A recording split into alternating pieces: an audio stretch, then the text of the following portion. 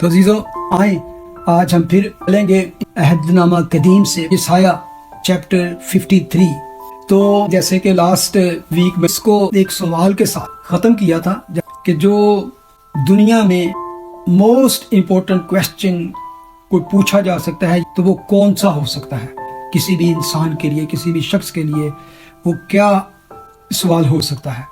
تو اگر آپ گول کریں تو آپ کو ہزاروں طرح کے کویسچن مل جائیں گے، لیکن جو سب سے ضروری، سب سے اہم اور سب سے زیادہ فیصلہ کن سوال ہے وہ آپ کو نہیں ملے گا۔ اس کو ٹوٹلی ایک طرح سے اوائڈ کر دیا گیا ہے، جبکہ یہ سوال یہ دوسرے تمام سوالات کو، تمام کویسچن کو لامحدود حد تک پیچھے چھوڑ دیتا ہے۔ جو بائبل ہمیں سکھاتی ہے یہ سب سے ٹاپ پر ہے، لیکن پھر بھی یہ دنیا کے لوگوں کی پریورٹی لسٹ میں نہیں ہے، ان کی ترجیحی فہرست میں شامل ہی نہیں ہے تقریباً۔ اور وہ سوال کیا تھا کہ ایک گناہگار خدا کے نزدیک کیسے درست ہو سکتا ہے؟ پاک خدا کیسے ایک گناہگار کو راست باز قرار دے سکتا ہے؟ یہ ہے اہم سوال، کیونکہ یہ سوال جہنم سے بچنے اور خدا کی بادشاہی میں داخل ہونے کا سوال ہے کہ ایک گناہگار کی خدا کے ساتھ کیسے صلح ہو سکتی ہے تاکہ وہ ابدی جہنم سے بچ کر اس کی ابدی بادشاہی میں داخل ہو سکے۔ یہی پوری بائبل کا بھی کویسچن ہے، اور ایگزیکٹلی اسی سوال کے جواب کے لیے ہم آج یہاں پر خدا کے زندہ کلام کو کھولتے ہیں، اور اسی لیے ہی بائبل مقدس لکھی گئی کہ انسان کو اس بات کا جواب ملے۔ اس ہی سوال کا جواب دینے کے لیے یسایہ 53 لکھا گیا۔ اسی سوال کا صحیح جواب دینے کے لیے خود خداوند یسوع دنیا میں آئے۔ اگر آپ ایون نیو ٹیسٹامنٹ میں جاتے ہیں تو وہاں بھی خداوند نے کہا میں اس لیے تاکہ وہ زندگی پائیں اور کثرت کی زندگی پائیں۔ اگر آپ پالوس رسول کی طرف توجہ کریں جو کہ نئے عہد نامے کی 27 میں سے 13 کتابوں کا مصنف ہے، خدا نے اس کے ذریعے سے ہم پر ریویل کیا، ظاہر کیا کہ کس طرح ایک گناہگار انسان خدا کے ساتھ صحیح ہو سکتا ہے۔ خاص طور سے اگر آپ بک آف رومنز پڑھیں، رومیوں کا خط پڑھتے ہیں، تو یہ نئے عہد نامے کا سب سے بڑا مکاشفہ ہے جو اس سوال کا جواب دیتا ہے۔ اور اسی طرح یسایہ 53 عہد نامہ قدیم کا سب سے بڑا مکاشفہ ہے۔ تو اگر آپ کبھی غور کریں گے ان دونوں بکس کو، رومیوں کا خط اور یسایہ نبی کی بات، تو یہ دونوں بالکل ایک ہی طرح کا جواب دیتے ہیں، ایک ہی جواب دیتے ہیں کہ ایک گناہگار کا خدا کے ساتھ کیسے رشتہ بحال ہو سکتا ہے، وہ کیسے ابدی جہنم سے بچ سکتا ہے اور ابدی بادشاہی میں داخل ہو سکتا ہے۔ کیونکہ یہوہ کا خادم ایک متبادل بن گیا، ایک سبسٹیٹیوٹ بن گیا، اور گناہگار کی جگہ پر اسے خدا کی عدالت کا سامنا کرنا پڑا۔ یہ رومیوں کا پیغام ہے اور یہی یسایہ کا پیغام ہے۔ خدا نے اپنے غضب کو گناہگاروں کی طرف سے موڑ کر اپنے بندے، اپنے خادم پر انڈھیل دیا۔ اب یہ تو ایک کویسچن ہے، لیکن ایک اور بڑا امپورٹنٹ کویسچن ہے کہ لوگوں کو ان کے گناہوں سے بچانے کی خدا کو اپنی ضرورت کیوں ہے؟ آج تھوڑا سا میں اس پہ فوکس رکھوں گا کہ خدا کو ایون کیوں وہ گناہگاروں کو بچانا چاہتا ہے۔ اور یہ بہت بڑا ایشو تھا، خاص طور پہ یہ یہودیوں کا ایک بہت بڑا مسئلہ تھا، کیونکہ مسیح کو جس طریقے سے ہم نے جانا وہ اس کو اس طرح نہیں لے پائے۔ وہ اس بات پر قائل ہی نہیں تھے کہ انہیں ایک نجات دہندہ کی ضرورت ہے۔ ان کا خیال تھا کہ انہیں صرف ایک نیک بادشاہ کی ضرورت ہے۔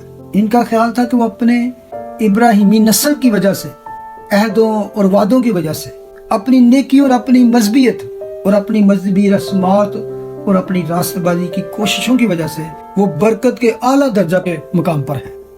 وہ سمجھتے تھے کہ انہوں نے ان موسمی رسومات اور خدا کی شریعت کو ماننے کی کوششوں سے خدا کے فضل کو کما لیا ہے، جو کہ ان کے پاس نسل در نسل چلاتا تھا، تو وہ اس بادشاہی میں داخل ہونے کے قابل ہیں۔ تو اس لیے ایک نجات دہندہ کے بارے میں یہ پیغام کہ وہ ہمارے گناہوں سے ہمیں نجات دلائے گا تاکہ ہم جہنم سے بچ سکیں، ان کے لیے یہ ایک بہت ہی اجنبی بات تھی کہ کیسے ہو سکتا ہے۔ یہ بات ان کے لیے سمجھ سے باہر تھی، لیکن یہ ان کی سمجھ تھی، یہ ان کی नाकली या काम एतकादी थी, ना कि खुदा की, क्योंकि खुदा इवन अहदनामा कदीम से ही बताता आ रहा है। अगर हम यसाया के ही सहीफे को देखते हैं तो पहले बाब पर ही खुदा इन पे ये चीजें खोलना शुरू करता है। पहले बाब की चौथी आयत अगर पढ़े ना हम, यसाया पहला बाब उसकी चौथी आयत, तो उसमें वो कहता है, आह खताकार गुरो, बद करदारी से लदी हुई कौम, बद करदारों की नस्ल, मक्कार औलाद, जिन्होंने खुदावंद को तर्क किया, इसराइल के कुदूस को हकीर जाना, वो गुमराह और बरगश्ता हो गए। फिर इसी चैप्टर में 8वीं आयत में जाकर खुदा कहता है, अब खुदावंद फरमाता है कि आओ हम बाहम हुज्जत करें, अगरचे तुम्हारे गुनाह किरमजी हों वो बर्फ की मानद सफेद हो जाएंगे, और हर चंद वो अरगवानी हो तो भी उनकी मानद उजले होंगे। बेशक उन्हें निजात की जरूरत थी। क्यों? क्योंकि वो बदकार लोग थे। उन्हें निजात दहिंदा और निजात की अशद जरूरत थी। इसी तरह अगर आप यसाया 42 वहां पे निजात की बार बार बात की गई है। उसमें अगर पहली आयत देखें तो लिखा, देखो मेरा खादम जिसको मैं संभालता हूँ, मेरा बरगजीदा जिससे मेरा दिल खुश है, मैंने अपनी रूह उस पर डाली, वो कौमों में अदालत जारी करेगा। यानी कि निजात के वादे बार बार ये बात मिलेगी कि खुदा उनको शुरू से ये पैगाम देता है। बल्कि अगला चैप्टर 43 वर्स 1 में लिखा है, और अब ए यकूब, खुदावंद जिसने तुझको पैदा किया और जिसने ए इसराइल तुझको बनाया, यूं फरमाता है कि खौफ न कर, क्योंकि मैंने तेरा फिदिया दिया है, मैंने तेरा फिदिया दिया है, मैंने तेरा नाम लेकर तुझे बुलाया है, तू मेरा है। और इवन वर्स 3 में देखे तो लिखा है, क्योंकि मैं खुदावंद तेरा खुदा इसराइल का कदूस तेरा निजात देने वाला हूँ। तो निजात की बात, निजात दहिंदा की बात, मसाया की बात, फिदिया की बात खुदा शुरू से करता रहा है। ये उनकी नाअहली थी कि वो समझ न सके। खुदावंद मैं तेरा निजात दहिंदा हूँ। 11वीं आयत में लिखा है, मैं ही यहोवा हूँ और मेरे सिवा कोई बचाने वाला नहीं। यहाँ पे वो यहोवा नाम से अपने आप को इंट्रोड्यूस करते हैं कि मैं यहोवा तुझे बचाने वाला हूँ। वर्स 14 में लिखा है, खुदावंद तुम्हारा निजात देने वाला इसराइल का कुदूस। इससे ज्यादा क्लियर बात क्या हो सकती थी? खुदावंद तुम्हारा निजात देने वाला इसराइल का कुदूस। तो क्या उन्हें निजात की जरूरत थी? बेशक उनको निजात की जरूरत थी।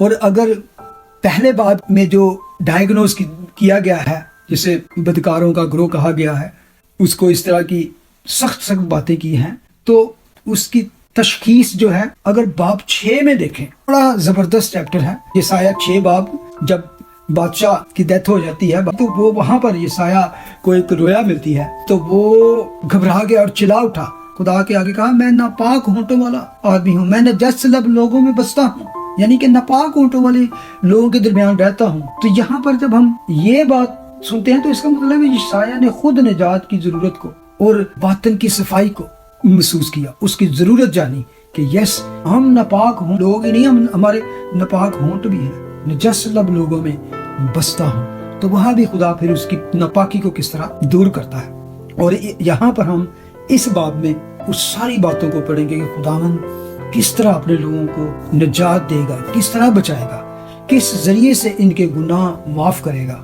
और वो क्या है? इसके अपने खादम के जरिए से। मसीहा वो बादशाह जो एक सब्स्टिट्यूट मौत मरेगा, वो मसीहा वो रास्तबाज बादशाह जो हमारे लिए मुतबादल होगा, और वो इस पेशन गोई को पूरा करेगा जो उसने अपने नबियों की मार्फत, खास तौर से यसाया। तो इसमें यसाया 53 पर वो सारी डिटेल्स के साथ हमें बातें मिली। तो सो जीरो ये मतलब जो खुदावंद यीशु मसीह की तरफ इशारा करता है, इतना वादा है कि इसका इनकार नहीं किया जा सकता, ये नाकाबिले तब्दील है।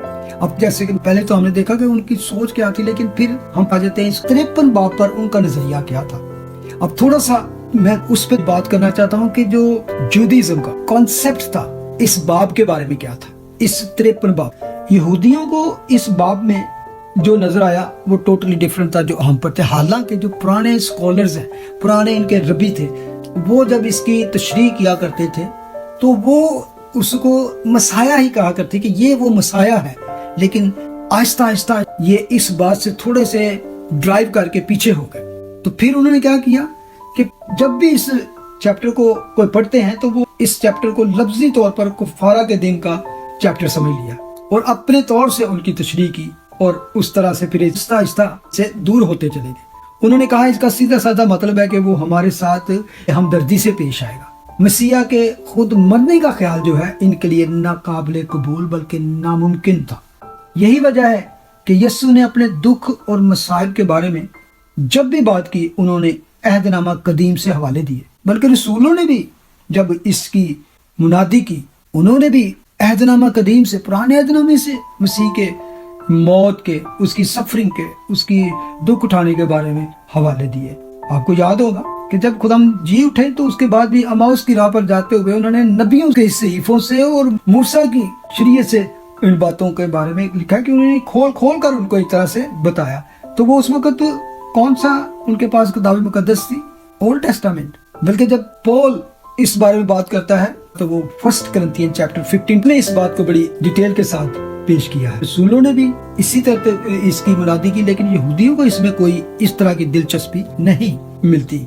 आज भी अगर यहूदियों के साथ जाकर बात करें इस चैप्टर की तो पहले तो बहुत सारे लोग इसको पढ़ना ही नहीं चाहते। इवन सिनागोग जो है उनमें भी अक्सर जो उनकी रूटीन रीडिंग होती है इसको स्किप कर दिया जाता है।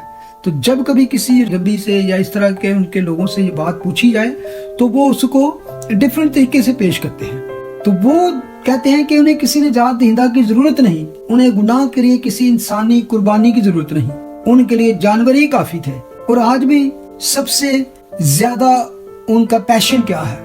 वो हैकल बनाने के लिए इतने दीवाने हैं कि वो उन कुर्बानियों के निजाम को फिर से शुरू करना चाहते हैं और उनके निजाम में किसी को भी निजात दहिंदा की जरूरत नहीं है। इन्हें सिर्फ एक हमदर्दी की जरूरत है। वो एक ऐसा बादशाह चाहते हैं जो इनकी इस हालत-ए-ज़ार पर हमदर्दी रखता हो और इस तरह हमदर्दी की वजह से वो उन्हें वो दे जिसके वो असल में हकदार हैं या मुस्तहिक समझते हैं अपने आप को। तो ये कदीम यहूदियत का कॉन्सेप्ट था, यानी कि उनका नजरिया था कदीम।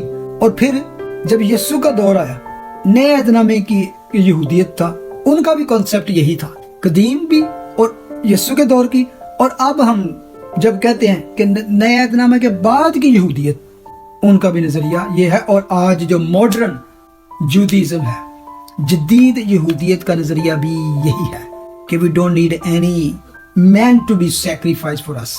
यहूदियत यसाया 1 की शराइत के मुताबिक सर से पांव तक बीमार है और वो बदकारी के नजरिए को नहीं समझते, तो फिर उनको किसी निजात दहिंदा की जरूरत नहीं, क्योंकि वो समझते हम अपनी कोशिशों से, अपनी रस्म व रिवाज से, मूसवी शरीयत से ये सारा कुछ हासिल कर लेंगे। लेकिन अगर वो इस चीज को जान जाएं तो फिर वो कभी इस बात की तारीफ या इस बात पे अटे नहीं। जितने यहूदी आज दुनिया में मसीही बने हैं, खास मकाम इस चैप्टर 53 का है। आज बहुत से मिनिस्ट्री हैं जो यहूदी जो है वो जो इसराइली है जिन्होंने मसीह को कबूल किया है, तो उनमें मेन रोल ही इस बात का है, इस चैप्टर का है। जब वो इसको पढ़ते हैं, अगर आप जाकर कभी टाइप करेंगे यूट्यूब पर तो आपको बहुत सी ऐसी टेस्टमनियां मिल जाएंगी जिसमें अगर आप 100 में से 80% लोगों को लेंगे तो कहेंगे ये चैप्टर था जिसकी वजह से हमने इस पर गौर किया तो पता चला तो ये तो फिट ही एक ही शख्स पर होता है। और कई लोगों को तो उन्होंने इस तरह कहा, यहूदियों के पास जो जाते हैं मुनादी करने के लिए, तो उन्होंने कहा कि मैं आपको बाइबल में से एक चैप्टर पढ़ के सुनाता हूँ तो मुझे आपने बताना कि वो कहाँ से लिया गया है। वो उनको ये नहीं बताते थे कि ये कौन सी बुक है या क्या। तो आम बंदे यहूदी को जब ये पढ़ के सुनाया जाता तो कहते हैं हाँ ये कोई आपकी गॉस्पेल में से या न्यू टेस्टामेंट से, को पता है कि ये इनका जो मसीह है यीशु है उसके बारे में, क्योंकि हर एक बंदा जानता है कि ये तस्वीर, ये डिटेल्स, ये किस पर फिट होती हैं। लेकिन जब उनको ये बताया जाता है, ये पता चलता है तो वो सरप्राइज्ड हो जाते हैं, वो हैरान हो जाते हैं कि no no no we don't. Then फिर वो उसको खोल के दिखाते हैं कि तुम्हारे पास अगर बाइबल है वहां से यशायाह 53 निकाले 53। तो ये चैप्टर जो है जबरदस्त है। और जैसे कि मैंने कहा कि खुदावंद यीशु मसीह जो उनका मुतबादल कुफारा बने, ये उनके लिए समझना बहुत मुश्किल है। और जिस दिन वो समझ जाएंगे ये सारा कुछ खत्म हो जाएगा। और हम जानते हैं कि खुदावंद यीशु मसीह के आने के बाद और कलीसिया का जब आगाज होता है, चर्च की पैदाइश होती है, तो कलीसिया ने वाज़ह तौर पर यशायाह 53 की तशरीह की। नए अहदनामे के तमाम मुसन्निफीन जितने भी हैं इस 53 बाब को उसी तरह मुनादी करना शुरू की जैसा हम आज कर रहे हैं कि यीशु यशायाह 53 की तकमील है, यीशु ही उस पर पूरा फिट होता है। मैं ये नहीं कह रहा कि ये आज मैंने सीखा है, आपने सीखा है, या चंद साल पहले, 5 साल पहले, 10 साल पहले या 100 ईयर्स, میں آپ کو اس میں ثابت کروں گا کہ 2000 ایئرز پہلے بھی جو میں آج آپ کو بات کر رہا ہوں وہ کس طرح کلیسیا میں اس پر ایمان اسی طرح رکھا جا رہا تھا جو آج ہم اس پر اسٹڈی کر رہے ہیں. لیکن جیسے کہ میں نے کہا وہ یہ بات سننا نہیں چاہتے تھے کہ یہ بات جو ہے وہ ایک انسان یسوع مسیح پر فٹ ہوتی ہے. اس لیے انہوں نے، جیسا کہ آپ جانتے ہیں کہ انہوں نے کلیسیا کو ستایا، انہوں نے مسیحیوں کو قتل کیا، اور آج تک یہودیت جنرل طور پر مسیح کو رد کرتے ہیں اور وہ نہیں سمجھتے کہ یسوع مسیح یسایہ 53 کی فلفلمنٹ تکمیل ہے. لیکن جتنے مسیحی ہیں وہ اس کو وہی صلیب کا منظر اور وہ ساری اس کی، بلکہ اس کی پیدائش، اس کی زندگی، اس کی معجزات، اس کے دکھ، اس کی مصلوبیت، اس کا دفن اور اس کی ریزریکشن، سارا کچھ اس میں پاتے ہیں. یہ چیپٹر جب میں اس کو پڑھتا ہوں، اس میں میں مسیح کو دیکھتا ہوں، مجھے وہ سارا منظر یاد آتا ہے تو میں اس سے بڑی قوت فیل کرتا ہوں، میں اس سے طاقت پاتا ہوں، کیونکہ یہ صرف نئے عہد نامے کے لوگوں کی بات نہیں تھی، یہ صرف نیو ٹیسٹامنٹ کی تشریح نہیں تھی، بلکہ یہ پرانے عہد نامے میں پہلے سے بتایا گیا تھا. کیونکہ یہودی جب اس کو پڑھتے ہیں تو وہ ایک ڈفرنٹ اس کا تشریح کرتے ہیں. وہ کہتے ہیں کہ جب مصیبت زدہ کی بات کی جاتی ہے تو اسرائیل شروع سے مصیبت زدہ ہے، وہ وہاں پہ اسرائیل کو فٹ کرتے ہیں. اسرائیل وہ مصیبت زدہ خادم ہے جس نے دنیا میں بے شمار مصیبتیں اور مصائب برداشت کیے، اور ایک دن وہ جلال میں داخل ہوں گے، وہ اسرائیل کی شان پھر سے واپس آ جائے گی. لیکن ابھی تک وہ مصائب میں اور انجسٹس میں ہیں، دنیا میں ان کے ساتھ نا انصافی کی جاتی ہے، وہ اس دور سے گزر رہے ہیں. لیکن اگر آپ غور کریں تو اگر یسایہ 53 کو اس طرح پیش کرتے ہیں تو یہ ایک طرح سے کانٹریڈکشن ہے، اس میں چاپلوسی کرنے والا نظریہ ان کا. اگر ہم غور کریں جو یسایہ 53 کا کردار ہے اس کا اور اسرائیل کا ٹوٹلی ڈیفرنٹ ہے. وہ کبھی بھی خود ناانصافی کا شکار نہیں ہوئے، وہ عاجزی کا شکار نہیں ہوئے، نہ رضاکارانہ طور سے انہوں نے اپنے آپ کو پیش کیا. لیکن یہ یسایہ 53 کا جو مسیح وہ خود کو اپنے آپ کو دے دیا. وہ خود جیسے کہتے ہیں نا کہ اس نے اپنے آپ کو دے دیا، اور جیسے بھیڑ کو ذبح کرنے کے لیے لے کے جاتے ہیں اسی طرح اس نے منہ نہ کھولا. اور اسرائیل نے کبھی بھی عاجزی سے شکار نہیں ہوئے. اسرائیل اگر دنیا میں تتر بتر ہوئے، دنیا مصیبتیں اٹھائیں تو یہ اپنی بدکاریوں کی وجہ سے، ہم نے شروع میں پڑھا نا، اے بدکار سے بری ہوئی قوم، تو ان اپنی گناہوں کی وجہ سے، اپنی بدکاری اور اپنی نافرمانی کی وجہ سے وہ ان پر تکلیفیں آئیں. ہاں دوسری قوموں نے جو ان پر کیا وہ ڈیفرنٹ، لیکن جو خدا کے ساتھ تھی، خدا ان کو اپنے ساتھ جب نافرمانی دیکھتا تو تب اس نے ان کو اس طرح چھوڑ دیا. اور وہ کہتے ہیں کہ ایک دن ہم اعلیٰ قوم بنیں گے اور پھر پوری دنیا میں ہماری طرف سے راست بازی اور برکت ملے گی. لیکن یسوع یسایہ 53 میں نہیں ہے. لیکن ان کا ٹائم آئے گا جب وہ مسیح کو اچھی طرح جان لیں گے. کہا جاتا ہے بہت سارے جو ربی ہیں جو کہ یسایہ 53 ان کا لیے ٹارچر چیمبر بھی کہا جاتا ہے، کیونکہ ان کے پاس اس کو ثابت کرنے کی اتنے دلائل نہیں ہیں کہ کس طرح ہم اس کو ثابت کریں کہ یہ مسیح نہیں، کیونکہ وہ جتنا بھی اس کو کرتے ہیں وہ پھنس جاتے ہیں اس میں. تو ان کا گلٹی کانشیس جو ہے نا وہ اس کو پھر ادھر ادھر فٹ کرنے کی کوشش کرتے ہیں. تو اس لیے جب ہم یسایہ 53 کے کردار کو غور سے پڑھتے ہیں تو نو وے، ناممکن کہ یسوع کے سوا کسی اور پر پورا ہو سکتا ہے. یہی وہ خدا کا خادم ہے، یہی وہ یہوہ کا خادم ہے. اور اس وقت کا اسرائیل اور یسوع مسیح کے وقت کا اسرائیل اور اب آج کے اسرائیل میں کسی طرح کی بھی قربانی کی ضرورت نہیں ہے. انہیں اب پتہ ہے کہ کیا چاہیے. انہیں اب وہ کس کو چاہتے ہیں؟ جیسے کہ میں نے کہا کہ وہ ایک ایسا شخص چاہتے ہیں جو ان کو ہیکل بنا کے دے.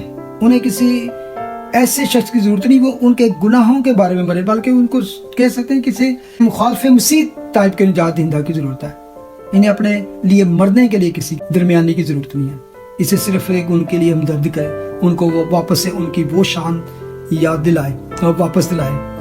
ان کے گناہوں کو برداشت کرنے کے لیے ان کو کسی کی ضرورت نہیں. خدا کے غضب اپنے اوپر لینے والا کوئی نجات دہندہ نہیں چاہیے، کیونکہ وہ خود کو اپنی آپ کو اتنا وہ سمجھتے ہیں کہ ہمارے پاس شریعت ہے، ہمارے پاس وعدے ہیں، ہمارے پاس عہد ہیں. تو اپنے آپ کو، جیسے میں نے کہا کہ وہ اس نسل سے، داؤد کی نسل سے، تو اپنے آپ کو اس بات کا حقدار سمجھتے ہیں. تو اس لیے جب بھی کبھی ہم اس بات پر یہودیوں سے بات کرتے ہیں تو یہ کبھی آپ کو موقع ملے تو یہودیوں کے سامنے یہ چیپٹر پیش کریں، آپ کو پتہ چل جائے گا وہ کتنا اس سے بھاگتے ہیں.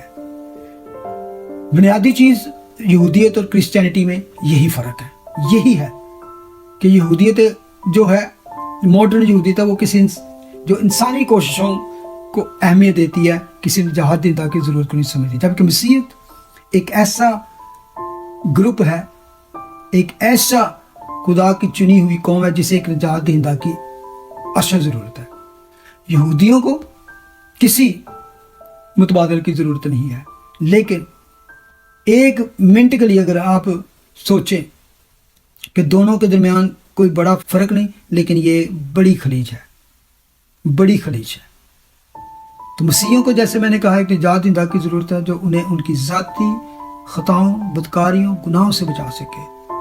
مجھ کو, آپ کو, میرے اس گناہ سے جو ماروسی ہے, جیسے داؤد کہتا ہے نا, مینوں وچ گناہ دے جمیا میری مائی, تو ہم تو پیدا ہی گناہ میں ہوتے ہیں. تو اسی لیے ہمیں وہ نجات دہندہ چاہیے جو ہمیں اس ماروسی گناہ سے, پھر ہمیں ذاتی اپنے بدکاریوں سے بھی گناہ سے بچا سکے. تو جب 53:11 کی آیت ہم پڑھتے ہیں تو اس میں لکھا ہے, اپنی ہی جان کا دکھ اٹھا کر وہ اسے دیکھے گا اور سیر ہوگا, اپنے ہی عرفان سے میرا خادم بہتوں کو راست باز ٹھہرائے گا, کیونکہ وہ ان کی بد کرداری خود اٹھا لے گا. یعنی وہ انہیں خدا کے نزدیک درست کرے گا. کیسے؟ ان کا کفارہ خود بنے گا, وہ خود وہ قہر برداشت کرے گا. کیا برداشت کرے گا؟ ان کی برائیاں. یہوہ کا خادم بہت سے لوگوں کو راست باز ٹھہراتا ہے, لیکن یہ اس وقت تک نہیں ہوگا جب تک وہ نہیں آتا. اور اس نے عہد نامہ قدیم میں وعدہ کیا ہے کہ وہ اسرائیل کی قوم سے آئے گا, ابراہیم کی نسل سے ہوگا, داؤد کے خاندان کے ذریعے سے. تو جب وہ آیا, پیدا ہوا, کنواری سے پیدا ہونا ابھی آپ یسایہ میں پڑھ سکتے ہیں, تو وہ اسے جان ہی نہ سکے. لیکن میں اور آپ آج جانتے ہیں کہ وہ کون ہے, کیونکہ آسمان سے اس کے بپتسمہ کے وقت باپ کی بات کیا آئی تھی, یہ میرا پیارا بیٹا ہے جس سے میں خوش ہوں. وہاں خدا اصل میں کیا کہہ رہا تھا, جو میں نے پہلے آپ 42:1 کی ورس پڑھی تھی, یہاں پر وہی باز گشت ہے جو یہاں ہم بپتسمہ کے وقت پڑھتے ہیں, یہ میرا پیارا بیٹا ہے جس سے میں خوش ہوں. خدا اصل میں وہی بات کر رہا ہے جو یسایہ 42:1 میں تھا, دیکھو میرا خادم جسے میں سنبھالتا ہوں, میرا برگزیدہ, یعنی میرا چنا ہوا جس سے میرا دل خوش ہے, میری جان خوش ہے. میں نے اپنی روح اس پر ڈال دی. یسایہ نے جب پیشن گوئی کی تو وہاں پر تھا کہ میں اس پر اپنی روح ڈالوں گا, جہاں پر اس نے ڈال دی ہے. اور بپتسمہ کے وقت ایسا ہی ہم دیکھتے ہیں کہ روح القدس کبوتر کی مانند اترا. خدا کی گواہی اور روح القدس کی آمد سے یہ بندہ, یہ خادم کوئی اور نہیں بلکہ مسیح ہے. وہ خدا کا برہ ہے جو دنیا کے گناہ اٹھا لے جاتا ہے. تو آخر میں اس بات سے اینڈ کرنا چاہتا ہوں, جیسے میں نے کہا کہ کیوں ہمیں اس چیپٹر پہ اتنا زیادہ ٹائم گزارنے کی ضرورت ہے, کیونکہ جو اس چیپٹر کو سمجھ جائے گا وہ نجات تک رہنمائی حاصل کرے گا. وہ ہم کس طرح جانتے ہیں کہ اگر آپ نے اعمال کی کتاب میں اس کے 8ویں باب میں حبشی خوجہ اور مقدس فلپس کی وہ واقعہ کو جانتے ہوں گے, جب خدا نے فلپس کو روح کی ہدایت سے کہا کہ وہاں پر رات میں جاتے ہوئے ایک آدمی کے پاس جا جو کہ بہت بڑا ایک آفیسر تھا, جو حبشیوں کی ملکہ کندہ کے کا ایک وزیر تھا. وہ یہودیت کے لیے ایک بھی غیر قوم تھا, تو وہ یروشلم میں عبادت کے لیے آیا تھا. وہ اپنے ہاتھ پر بیٹھا یسایہ کا صحیفہ پڑھتا ہوا واپس جا رہا تھا. تو وہاں پہ ہم پڑھتے ہیں کہ جب خدا نے فلپس کو وہاں پہ بھیجا, اس کے ساتھ کیا, تو اس نے اس کے راتھ کے ساتھ جاتے جاتے کہا کہ جو تو پڑھتا ہے اسے سمجھتا بھی ہے. اور وہ کہتا ہے کہ جب تک کوئی میری رہنمائی نہ کرے تو میں کیسے جان سکتا ہوں. اور اس نے فلپس سے درخواست کی کہ میرے پاس آ بیٹھ. تو پھر اس کے راتھ پر جب بیٹھ گیا تو وہ جو حوالہ پڑھ رہا تھا, کتاب مقدس کی جو عبارت پڑھ رہا تھا, وہ یہی عبارت تھی. وہ یسایہ 53 کو ہی پڑھ رہا تھا کہ لوگ اسے جس طرح برہ ذبح کرنے کو لے گئے, جس طرح بھی اپنے بال کتنے والوں کے سامنے بے زبان ہوتا ہے, تو اسی طرح وہ اپنا منہ نہیں کھولتا. تو پھر جب اس نے یہ پڑھا تو اس نے کہا کہ یہ کون ہے, یہ نبی کس کے بارے میں کہتا ہے. تو اس نے پھر لکھا ہے کہ فلپس نے اپنا منہ کھول کر, اپنی زبان کھول کر اسی نوشتہ سے شروع کیا اور اسے یسوع کی خوشخبری دی. واو, میں کاش کہ میرے پاس ٹائم ہوتا تو کہ اس کو پورا میں آپ کو بتا سکتا کہ اس نے ساتھ میں بیٹھ کر اپنی زبان کھول کر اسی نوشتہ سے شروع کیا اور اسے یسوع کی خوشخبری دی. یعنی اس نے تفصیل سے یسوع کے بارے میں بتایا، اس کی زندگی، اس کے معجزات، اس کے دکھ، اس کی مصلوبیت، اور کس طرح پھر وہ جی اٹھا۔ تو یہ سارا کچھ جب اس نے وہ بتایا کہ کس طرح وہی خدا کا برہ بن کر جہاں کے لیے اپنی جان دینے آیا، اور یہ اسی قربانی دی گئی اور اس کی وجہ سے نجات کا دروازہ کھل گیا۔ تو پھر ہم اینڈ پہ پڑھتے ہیں کہ پس اس نے رتھ کو کھڑا کرنے کا حکم دیا، اور فلپس اور خوجہ دونوں پانی میں اتر پڑے، اور اس نے اس کو بپتسمہ دیا۔ جب وہ پانی سے نکل کر اوپر آئے تو خداوند کا روح فلپس کو اٹھا کر لے گیا، اور خوجہ نے اسے پھر نہ دیکھا، لیکن اینڈ پہ کیا بات ہے، وہ خوشی کرتا ہوا اپنی راہ چلا گیا۔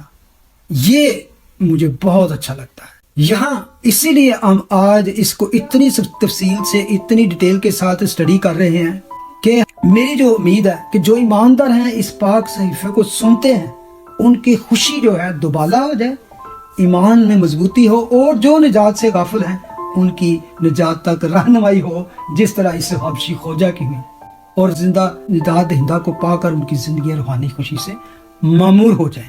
تو دس از مائی ٹارگٹ، دس از مائی گول، کہ اس کو ہم پڑھتے ہوئے وہ ہماری خوشیاں دوبالا ہوں، جو نہیں جانتے وہ اس کو اور زیادہ خوشی سے معمور ہوں، ایمان میں مضبوط ہوں۔ اے باپ، ہم تیرا شکر کرتے ہیں اس وقت کے لیے، اور آپ کے کلام کے لیے، اور آپ کے بیٹے کے لیے، ہمارے نجات دہندہ کی عظمت پر غور کرتے ہوئے، اس کی عظیم قربانی پر غور کرتے ہوئے ہم تیرا شکر ادا کریں۔ ہمیں اسی طرح سنبھالے رکھنا، ہمارا ساتھ دینا، اور ہمیں اس شاندار خوشخبری کی منادی کرتے رہنے میں، اور یسوع کے عظیم نام میں ہم آگے ہی بڑھتے جائیں، اور بہت سی روحوں کو بچانے کا سبب بنے۔ یسوع کے نام میں، یسوع کے عظیم نام میں دعا کرتے ہیں، آمین۔